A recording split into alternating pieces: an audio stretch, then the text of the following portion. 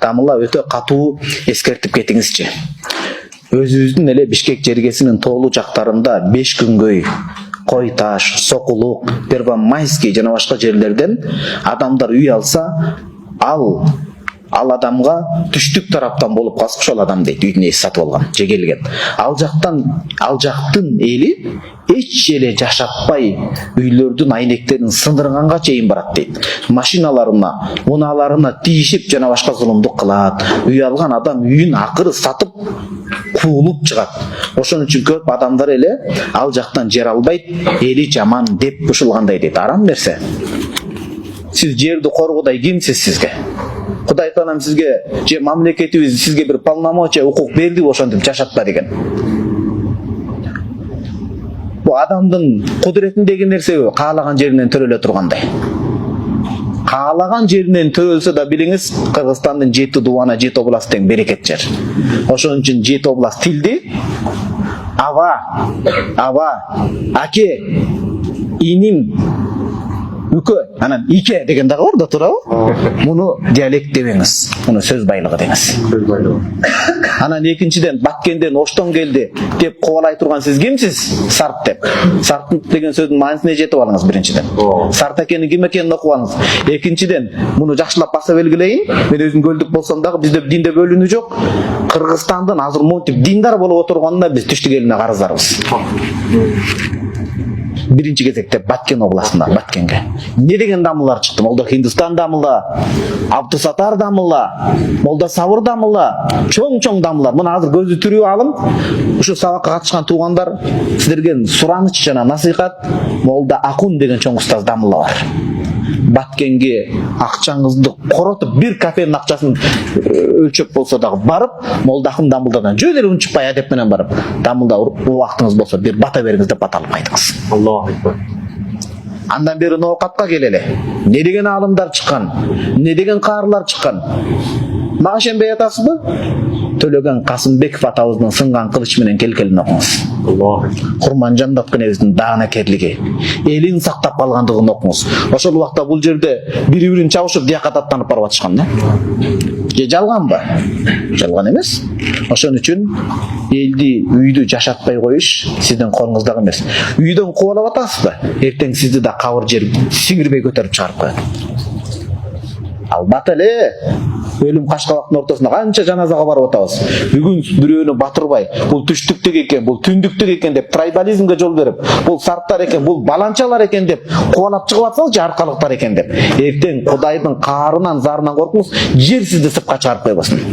Мен өзүм зар болуп жүрөм Баткенге жете албай. Кайын журтум ноокаттан өзүм көлдөмүн. Баткенге барам деп, иншалла Баткендин өрүк сарына, айгөлүнө, аалымдарына, жерине куштармын. Жамандабай Баткенге барып келиңиз биринчи. Баткенден кудасы өп кетиңиз. Не деген шыйрактар токулат? Кыргызстанда ошол жок азыр шыйрактар ошол Баткенде, туурабы дамлар? Туура. Шырдактар. Ошон үчүн Кудайдан коркуңуздар, туугандар, болбойт андай. Пайгамбарыбыз саллаллаху алейхи ва саллям айтат: ким бир карыш жерди зулумдук менен тартып ала турган болсо, таввакахуллаху унукаху мин саб'i арадин дейт. Бир карыш жерди адилетсиз зулумдук менен тартып ала турган болсо, 7 кабат жердин астынан мойну оролот дейт. Чаар жылан келип чыгат анын кабырында дейт. Кудайдан коркуш керек, ол оңой эмес. Жер биздики эмес, ал Кудайдыкы биринчиден. Экинчиден мамлекет сизге андай уруксат берген жок, кандай болсун.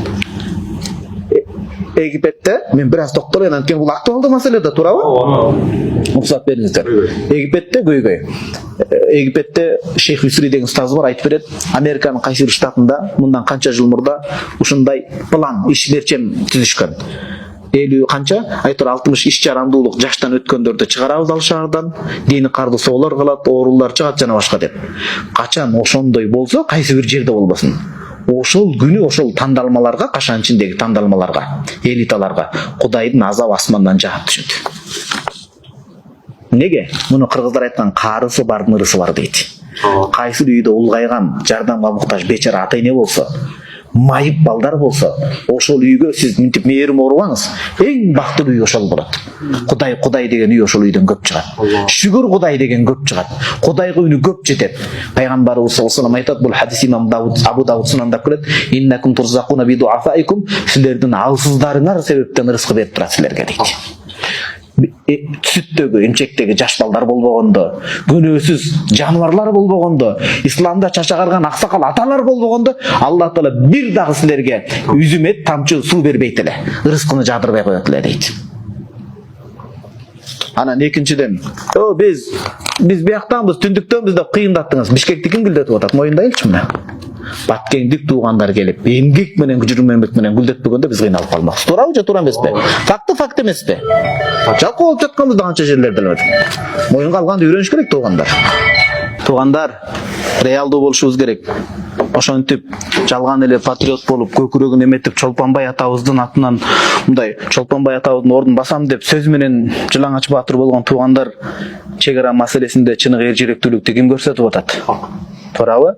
Оңой эмес. Мына мен умрага быйыл кичине көбүрөөк болдук. 2 жол умрада, акыркы сапарда Баткен туугандарынан келди. Рашиддин деген карыкебиз бар турбайбы, шейхим? Карыкебиз келип калды, Алла разы болсун. Аббас агабыз келип калды.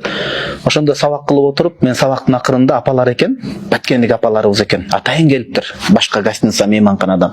Мен айтып калдым да сабактын акырында, аталарым, апаларым, сиздер Кыргызстанга кайтканда эски китептер болсо, диний, чаң басып эч ким окубай жатса, сураныч мага берсеңиздер, китепти аябай жакшы көрөм. Ошол китептерди реставрация кылып, жаңылап ошону окуп пайдалансам, жөн эле катып отургандан пайда жок. Бул илим берилсин элге, бир китепте канча маселе айтасы элге десем, бир апа уруксат болуп алам. Биз Баткенден келдик, жана чек ара тарапта үйүбүз күйүп кеткен, бирок бир Куран калыптыр. Сырты күйгөн, мукабасы ичи калды. Балам ушул Куранды берсем болобу? Болот. Мен бул жерде Баткендик апабыздын кыйындыгын баса белгилейин. Ошол жерде чек арада туруп Куранды сактап калганына сүйүнгөндүгү, экинчи умрага келгендиги. Бирөө жарымдын Кудай сактасын, Кудай анын бетин ары кылсын. Карышкырга деле үй керек. Баланча эле бирөө деп коелучу, жок образды. Үй күйүп кетсе, умрага бармак турсун, не болот ал адам?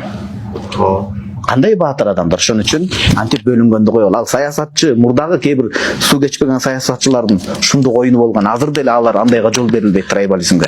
Анан экинчиден, үчүнчүдөн могу даават мээнетин белгилеп кетиш керек. Дааватчы бир туугандарыбыз садаган кетейин, секетин кетейин, түндүк, түштүк бүт Кыргызстандын жерин кыдырып отуруп, Кудай сөөк болуп, азыр Баткендик туугандарыбыз көлгө барып, кадимкидей дос тапты, туурабы? 7 область биздин 7 кереметибиз. Ушундай билиш керек. Урматтуу жамаат, арабызда намазга жаңы келген бар, эски кетип жүргөндөр бар. Эч качан мен намаз окуп Кудайдан кечирим сурасам, Кудай Таала адамдардын акысына тиген күнөөмдү кечирет деп үмүт кылбаңыздар. Адамдардын акысын Кудайдын өзү кечире албайт. Адамдардын акысына сиздин 1000 жылдык намазыңыз, 1000 жылдык орозоңуз, триллион жолу ажылыкка барсаңыз дагы кечирилбейт. Ушуну эстен чыгарбайлы, урматтуу жамаат. Кудай үчүн айта турган сөзүм мен сиздерге. Бир туугандар өзүн алдайт. Арамдан акчаны табам дейт дагы, табып туруп, кайрымдуулукка жумшап койсом адам болуп калат дейт. Андай болбойт эч качан. Намазды 5 вакыт окуп койсом, сакал коюп койсом, сүннөт кийип койсом, мен күнөөмдөрүм кечирет деп ойлойт. Андай болбойт. Адамдын акысын адам кечирмейинче Кудай эч качан кечире албайт. Кудай кечире албайт. Адамдын акысына кирдиңизби, адамдан кечирим сурайсыз. Кудай Таала намаз окусаңыз кечирет. Кечириши мүмкүн. Акысына кире турган болсоңуз жөнөкөй адамдын, андан кечирим сурамайынча 1000 жаш агызсаңыз да Кудай Таала кечире албайт. Ушул нерсени эске тутуп жүрүңүздөр. Айрыкча ушул кээ бир өзүн акылдуу сезген бир туугандарыбыз бар, ошолорго кайрылганым. Ислам дининде 2 жол бирдей кетиш керек. Кудайдын акысы, Кудайдын жолу. Ага параллель адамдардын акысы. Намаз окуйсуң, адамдарды алдайсың, сен толук мусулман эмессиң. Жүрөгүң таза, жамандык кылбай намаз окубайсың, сен толук мусулман эмессиң. Экөө бирдей кетет, ошондо гана толук мусулман болобуз. Тиги күнөөнү кылып коюп, моңдай соолук кылып койсом, плюс-минус болуп калат деп элестетпеңиз. Кандай болбойт. Кудай Таала өзү акысына тийишелүүнү гана кечириш ыктымалы бар. Адамдардын акысына болгон кечиримдүүлүктү Кудай Таала кечире албайт.